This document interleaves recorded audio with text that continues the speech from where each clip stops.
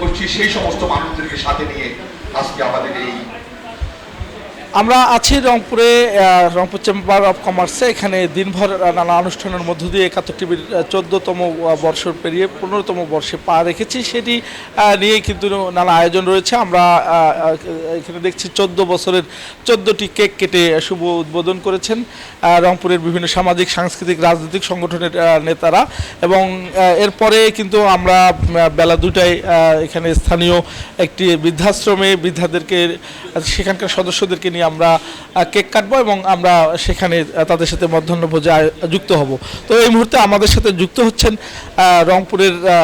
রংপুর উন্নয়ন কর্তৃপক্ষ আর যে নতুন চেয়ারম্যান বিএনপি নেতা শামসুজ্জামান শামু। আপনার কাছে জানতে চাইব, এই যে ৭১-এর যে আজকে জন্মদিন, ৭১-এর কাছে আপনার প্রত্যাশা।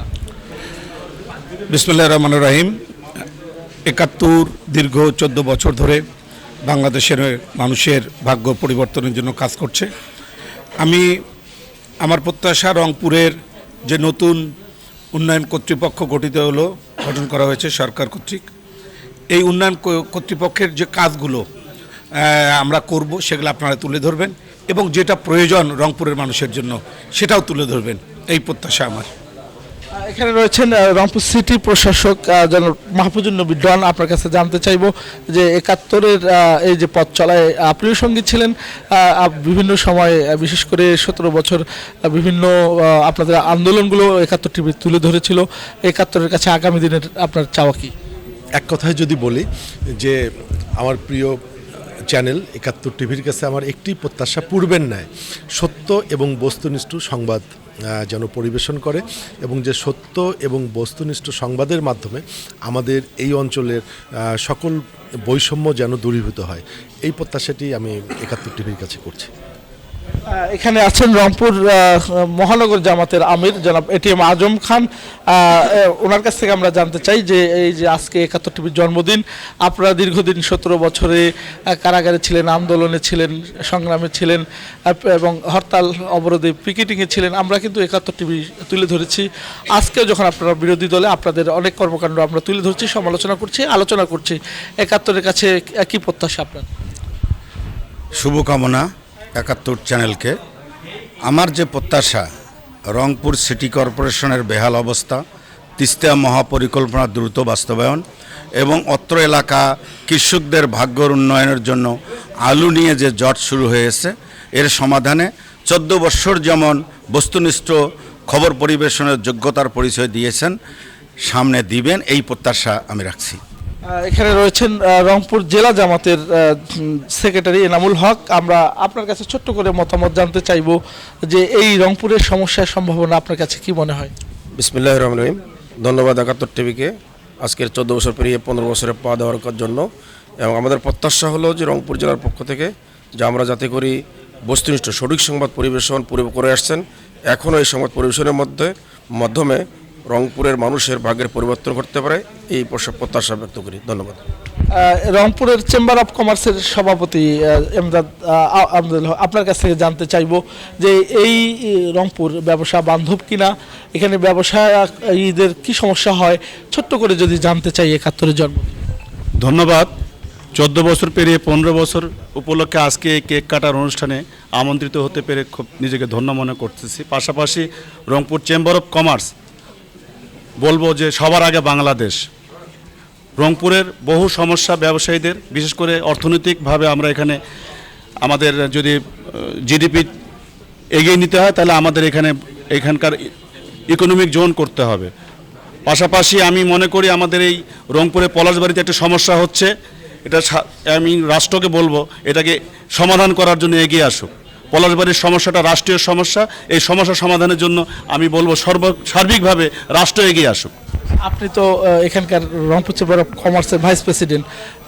সোহেল ভাই, আপনার কাছ থেকে জানতে চাইব যে এখানে কি সমস্যা ব্যবসা কেন্দ্রিক? ব্যবসা কেন্দ্রে আসলে সুবিধা, যেখানে অর্থের আস্ফালন নেই সেখানেই সমস্যা। আমাদের যেহেতু উন্নয়ন কর্মকাণ্ডে বিগত সরকারের আমরা নেতিবাচক আচরণের কারণে রংপুর সিটি কর্পোরেশনের যেমন অর্থহীনভাবে এই সিটি চলেছিল, আমি আশা করব এই সরকারের আমলে আমাদের রংপুর সিটি কর্পোরেশনের এই অর্থের যোগান দিয়ে এই রংপুর সিটি কর্পোরেশন সমৃদ্ধ করুক। শুনছিলেন এখানে কিন্তু সকাল থেকে বিভিন্ন সামাজিক সাংস্কৃতিক এবং রাজনৈতিক সংগঠনের পক্ষ থেকে কিন্তু অনেকেই এসেছেন এবং আমাদেরকে শুভেচ্ছা জানিয়েছেন। আমরা এই মুহূর্তে একটু কথা বলতে চাই রংপুরের এডিসি জেনারেল জনাব রমিজ আলম, আপনার কাছে জানতে চাই এই এলাকার আপনি দীর্ঘদিন থেকে আছেন স্থানীয় প্রশাসনে, এই এলাকার সমস্যার সম্ভাবনা আপনার কাছে কেমন মনে হয়? ধন্যবাদ আপনাকে। প্রথমেই জেলা প্রশাসন রংপুরের পক্ষ থেকে ৭১ পরিবারকে ১৫ বছর পদার্পণে আমরা আন্তরিক ধন্যবাদ এবং শুভেচ্ছা জানাচ্ছি। আপনারা জানেন সরকারের যে উন্নয়ন পরিকল্পনা আছে সেগুলো স্থানীয় প্রশাসন, স্থানীয় যে প্রতিষ্ঠান আছে, রাজনৈতিক বিভিন্ন সামাজিক সংগঠন, সকল সংগঠন এবং জনগণকে নিয়ে সেইগুলো সুচারুরূপে বাস্তবায়নের প্রচেষ্টা অব্যাহত রেখেছে। আমরা নতুন সরকার আমরা পেয়েছি, আমরা আশা করছি এই ৭১ টেলিভিশন তাদের বস্তুনিষ্ঠ সংবাদ উপস্থাপনের মাধ্যমে আমাদের এই যাতে সরকারের উন্নয়ন পরিকল্পনা আছে সেগুলো সুচারুরূপে বাস্তবায়নে সহজ হবে এবং সেটাই আমরা প্রত্যাশা করছি। আমি আবারও আপনাদেরকে ধন্যবাদ এবং বস্তুনিষ্ঠ সংবাদ প্রকাশের প্রত্যাশা রেখে শেষ করছি। এখানে রয়েছেন যুবদলের নেতা জহির আলম নয়ন, যিনি এর আগে ছাত্র নেতা ছিলেন। এই বিশেষ করে আওয়ামী আমলে অনেক মামলার তিনি আসামি হয়েছিলেন। আমরা তার কাছে ছোট্ট করে জানতে চাইব এই যে মুক্ত পরিবেশ মানুষের জন্য কি করণীয়, এখন আসলে করছেন কিনা, আপনার দায়িত্বটা আপনি পালন করছেন কিনা? বিসমিল্লাহির রহমানির রহিম। প্রথমেই ৭১-এর জন্মদিনে জানাই বাংলাদেশ জাতীয়তাবাদী যুবদল রংপুর মহানগর শাখার পক্ষ থেকে শুভেচ্ছা এবং শুভ জন্মদিন। আসলে ৭১ নামটির সাথে আমাদের ইতিহাস, ঐতিহ্য, অস্তিত্ব জড়িত। তো আমরা আশা করি যে ৭১ সালে যেমন মহান মুক্তিযুদ্ধে আমাদের দেশের আপামর জনতা তাদের স্বপ্ন, তাদের লক্ষ্য বাস্তবায়নের জন্য এই দেশ স্বাধীন করেছেন, আপনার ৭১ টেলিভিশনও সেই বস্তুনিষ্ঠ এবং সত্য সংবাদ পরিবেশন করবেন এবং গুজব এড়িয়ে যাবেন, সরকারের উন্নয়নমূলক কর্মকাণ্ডগুলো তুলে ধরবেন। এবং আপনি যে কথাটা বললেন, আমরা বরাবরই আমাদের মাননীয় প্রধানমন্ত্রীর নির্দেশ মোতাবেক জনগণের উন্নয়নের লক্ষ্যে আমরা সর্বস্তরের সর্বক্ষেত্রেই আমরা আমাদের পদচারণা রয়েছে এবং আমরা কাজ করার চেষ্টা করছি। আমার সাথে আছেন বেগম রোকেয়া বিশ্ববিদ্যালয়ের শিক্ষক ডক্টর ওমর ফারুক। আমরা একটু তার কাছে জানতে চাইব এই যে শিক্ষানগরী রংপুর, এখানে এখনো শিক্ষার ঘাটতি দেখেন কি আপনি? শিক্ষার বৈষম্যটা আসলে সারা বাংলাদেশ ব্যাপী। সেই বৈষম্যের জায়গায় রংপুর অঞ্চলে খুব হাতে গোনা কয়েকটা শিক্ষা প্রতিষ্ঠান গড়ে উঠেছে, সেজন্য এখানকার শিক্ষার্থীদের মধ্যে প্রচণ্ড পরিমাণে প্রতিযোগিতা আছে। ফলে আমাদের প্রত্যাশাটা হচ্ছে যে রংপুরে মানসম্পন্ন শিক্ষা প্রতিষ্ঠান আরও বাড়ুক, সরকারি উদ্যোগে বাড়ুক, তাহলে এই প্রতিযোগিতাটা কমবে এবং যে বিদ্যমান যে শিক্ষা প্রতিষ্ঠানগুলো আছে সরকারি, সেই প্রতিষ্ঠানগুলোতে সুযোগ সুবিধাগুলো আর বাড়ানো হোক। আমি আপনার মাধ্যমে ৭১ টিভির আজকের এই জন্মদিনে আমি শুভেচ্ছা জানাই এবং মনে করি যে ৭১ টিভি মাটি এবং মানুষের খবরগুলোকে তুলে নিয়ে আসবে, বৈষম্যের যে চিত্রগুলো আছে সেগুলোকে তুলে নিয়ে এসে আমাদের সাথে অনেকেই আছেন বিভিন্ন সামাজিক সাংস্কৃতিক এবং রাজনৈতিক এবং সাংবাদিক সংগঠনের নেতারা। ২৪ আন্দোলনের নেতৃত্ব দেওয়া একজন ছাত্র নেতা আছেন ইমতিয়াজ হোসেন। আপনার কাছে জানতে চাইব যে এই যে ২৪-এর যে প্রত্যাশা, ২৪-এর যে আপনারা যে জন্য আন্দোলন করেছিলেন, এখন মুক্ত পরিবেশ, মুক্ত সময়, নতুন সরকার, সব কিছু মিলে আপনাদের প্রত্যাশার আলোকে দেশ এবং মানুষের জন্য কি করতে পারছেন? দেখুন, ২৪-এর আন্দোলনের অন্যতম একটি এজেন্ডাই ছিল বা মানুষের প্রত্যাশা ছিল যে মানুষ মুক্ত পরিবেশে কথা বলতে পারবে, কারো বাক স্বাধীনতা হরণ করা হবে না। আমরা চাই যে এই ২৪ পরবর্তী সময়ে এই ধারাটা অব্যাহত থাকুক, কোনো সরকার বা কোনো গণমাধ্যম কারো কাছে কক্ষিগত না হোক, কোনো বাহিনী কোনো সরকারের কাছে কক্ষিগত হয়ে না থাকুক, মানুষ তার যৌক্তিক দাবি, যৌক্তিক কথা বলতে শিখুক।